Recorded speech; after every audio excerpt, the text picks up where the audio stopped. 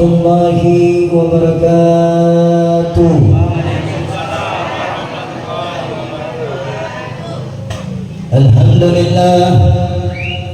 Alhamdulillah rabbil alamin. Allahumma salli wa sallim ala sayyidina Muhammadin wa ala ali sayyidina Muhammad wa nurika syari wa madadika jari wa jama'na fi kulli atwar wa ala alihi wa sahbihi ya nur amma ba'd.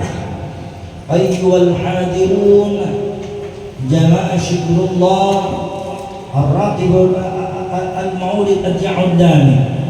Alhamdulillah di ahad malam Isnin ini Allah masih limpahkan kita nikmat kesehatan, nikmat kesempatan, nikmat kemudahan, nikmat barokah. Semoga semua nikmat umur panjang dan kemudahan yang kita rasakan di hari ini, berdoa dan berdoalah semoga nikmat itu kita bisa rasakan di esok harinya nanti. Amin Allahumma amin. Di dalam riwayat di mana Nabi Muhammad sallallahu alaihi wasallam bersabda, manusia itu adalah ibarat ratu. Ini sabda Nabi, menggolongkan manusia itu dan diberi gelar manusia itu adalah ratu dari semua ciptaan Allah. Ratu, kalau ratu itu berarti pasangannya raja. Kita adalah raja di dunia. Bagi perempuan disebut laki-lakinya raja.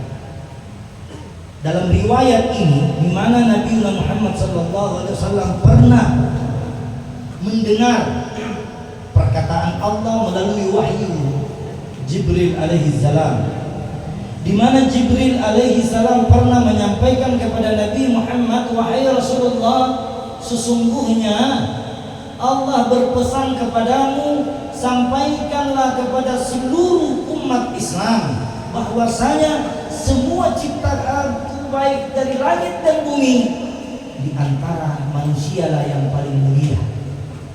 Jadi manusia itu paling mulia.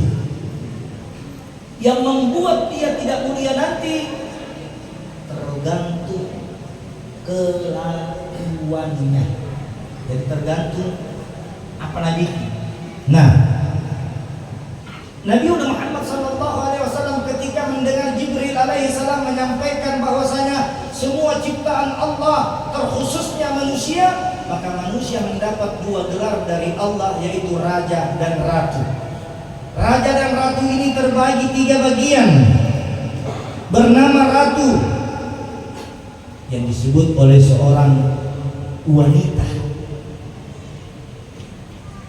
Perlakukanlah seorang wanita itu bagaikan ratu. Yang memperlakukan wanita itu sebagai ratu adalah suaminya sebagai raja. Tidak ada seorang suami melebihi perintahnya daripada istri. Jadi istri tidak boleh menyalahi aturannya. Ratu harus taat sama raja.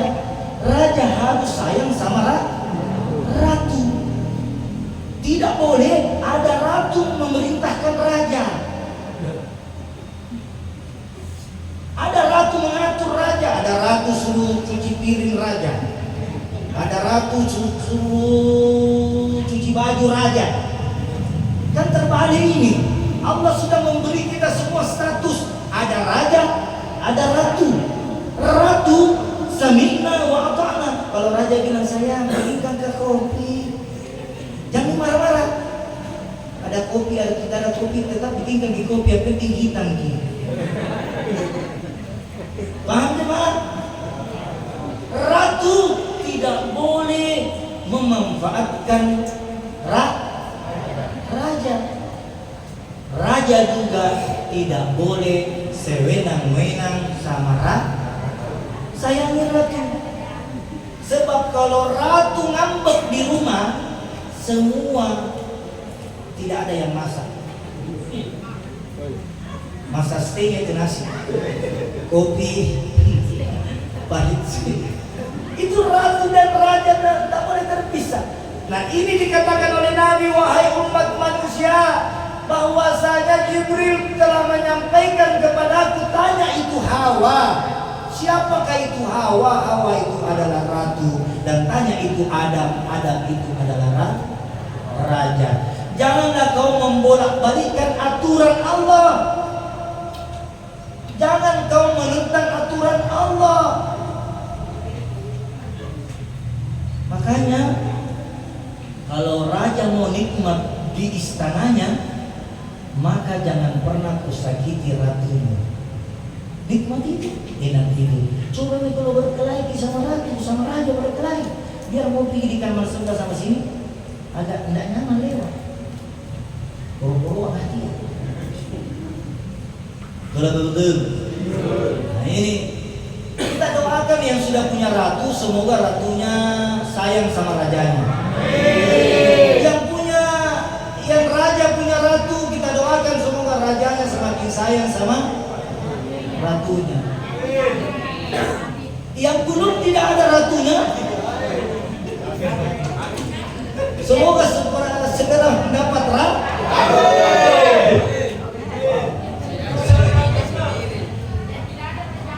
Yang tidak ada rajanya, segera cari. Yang penting bukan raja ketemu raja, bukan ratu. Kalau hati raja boleh sih. Jangan raja ketemu raja, ratu ketemu ratu. Istilah bahasa gaulnya jeruk makan jeruk. Nah, di mana Nabi Muhammad SAW mengatakan bahwasanya Adam dan Hawa dan seluruh ciptaan Allah di muka bumi ini adalah asalnya jahiliyah, asalnya orang tidak punya apa-apa. Dia dicipta dari Allah dengan telanjang bulat. Kita semua dicipta oleh Allah tidak membawa harta. Nanti kitalah yang mengumpulkan harta. Kita semua dicipta dari tidak berpakaian. Adam alaihissalam diturunkan dari surga menuju ke bumi, telanjang bulat. Hawa diturunkan dari surga ke bumi, telanjang bulat. Makanya simbol kemanusiaan, setiap ada seorang ibu yang melahirkan anaknya, tidak ada satupun anak yang keluar dari perutnya yang berpakaian, melainkan pakaiannya hanya kulit dan beralaskan tulang belulang. Makanya setiap bayi yang keluar itu menangis. Kenapa dia menangis? Dia mengadu kepada Allah, ya Rabb, sesungguhnya Engkaulah yang memiliki segala kerajaan. Maka tidak mungkin saya yang nanti keluar dari perut ibu saya punya raja ketika Engkau tidak melantik saya raja. Makanya semua manusia dilantik oleh Allah sebagai raja dan ratu, tergantung kemampuan cara berpikirnya untuk mencari nafkah lahir batin untuk seluruh keluarga.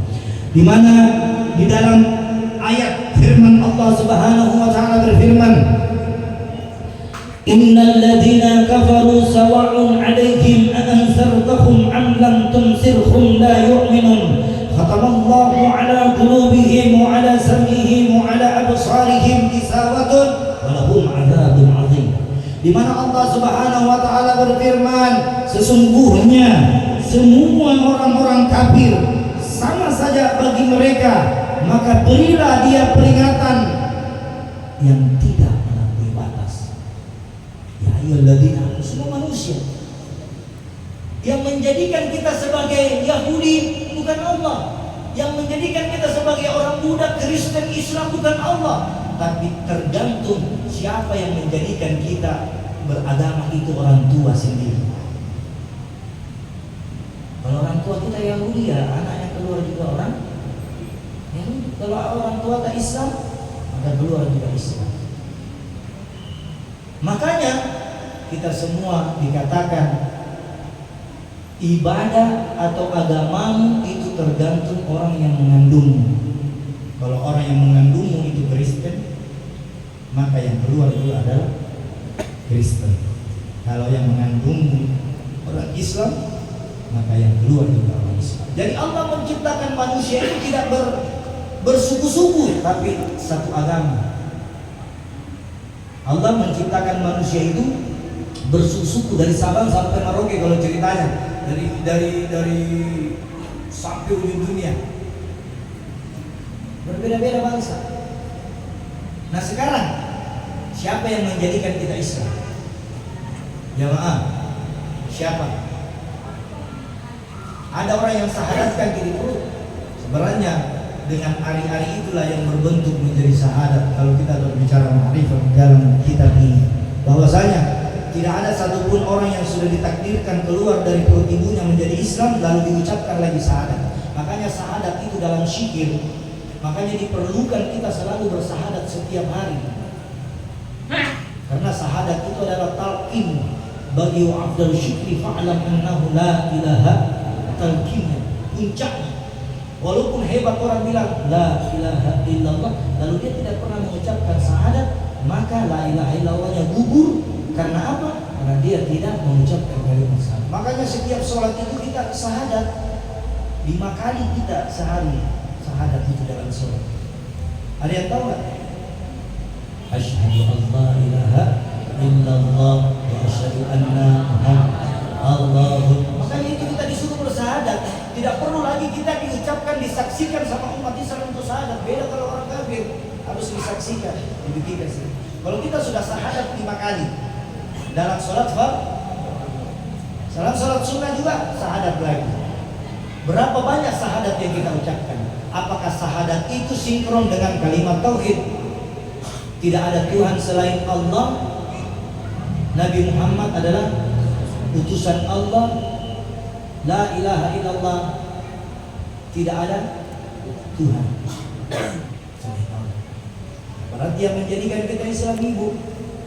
Kecuali kalau kita sudah pandai berpikir besar nih, banyak orang meninggalkan Islam karena apa? Karena urusan-urusan auzubillah min dzalik. Itulah yang dikatakan murtad. Yang di mana di dalam riwayat yang lain, di dalam surat Al-Baqarah ayat 20 ada doa. Ada doa yang dianjurkan oleh Nabi. Di mana dalam surat Al-Baqarah ini Jibril alaihi salam membangunkan Nabi di tengah malam. Jibril alaihi salam membangunkan Nabi di tengah malam kurang lebih 2/3 malam, sekitar jam 2 atau setengah 3. Kalau kita bercerita 2/3 malam itu berarti sekitar jam 2 atau setengah 3. Datang Jibril turun. Wahai Rasulullah,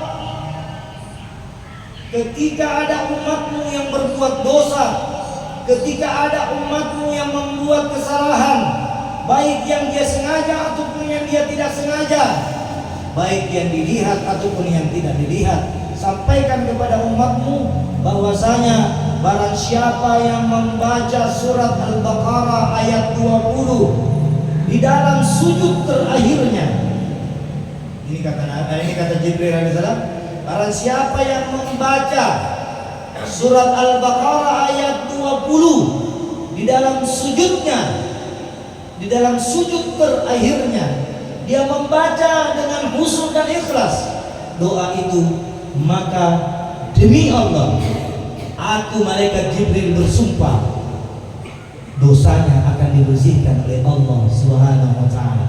Ini di dalam tafsir surat Al-Baqarah ayat 20, Quraisy pernah mengutip surat Al-Baqarah ini mengatakan, tidak ada satupun dosa orang yang membaca doa ini lalu setelah sholat dia bagaikan bayi yang berlahir, kecuali kalau sudah sholat gigi lagi. Apa itu ya Rasulullah? Apa itu wahai Jibril? Doa apakah wahai Jibril? Maka Jibril lalu membaca doa itu di depan Nabi Muhammad sallallahu alaihi wasallam. Wahai Rasulullah, dengarkan, kan kubacakan doa ini yang dari Allah diserahkan kepadaku dan dari kepadaku kuserahkan kepada. Maka Rasulullah mendengar apa yang dibaca oleh Jibril. Rabbana atina fid dunya hasanah wa fil akhirati hasanatan wa qina adzabannar. Inilah doa paling mustajab yang dibaca di dalam sujud terakhir. Bahkan semua ulama salafus saleh menganjurkan kalau ada orang mau berdoa, jangan berdoa yang lain di dalam sujud terakhir, melainkan baca doa Rabbana atina fid dunya hasanah wa fil akhirati hasanah wa qina adzabannar. Begitu juga kalau saya selalu sampaikan, berdoalah menurut hajat kita masing-masing. Karena di dalam doa Rabbana atina fid dunya hasanah wa fil akhirati hasanah wa qina adzabannar adalah puncaknya doa. Adalah doa sapu jagat. Dalam istilah di Indonesia itu doa sapu jagat. Ada berapa perdoaan doa situ?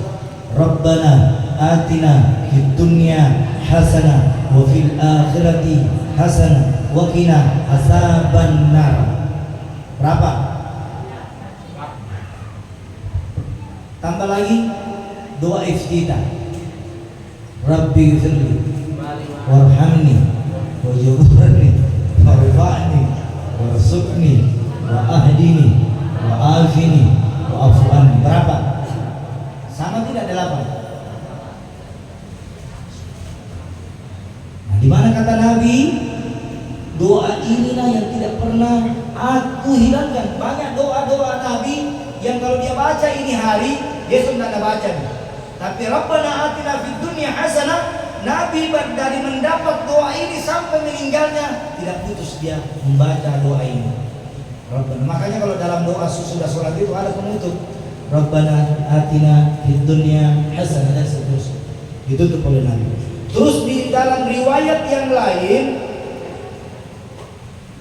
Allah Subhanahu wa taala berfirman, carilah pada apa yang telah dianugerahkan Allah kepadamu. Carilah apa yang sudah dianugerahkan kepadamu dalam kurung kebahagiaan. Lalu Nabi menyampaikan, sahabat, wahai para sahabatku, sesungguhnya kalau kamu ingin membahagiakan Allah dan doamu ingin dikabulkan dalam kurung kebahagiaan, maka dimanapun kalian berada, maka jangan hilangkan doa ini katanya.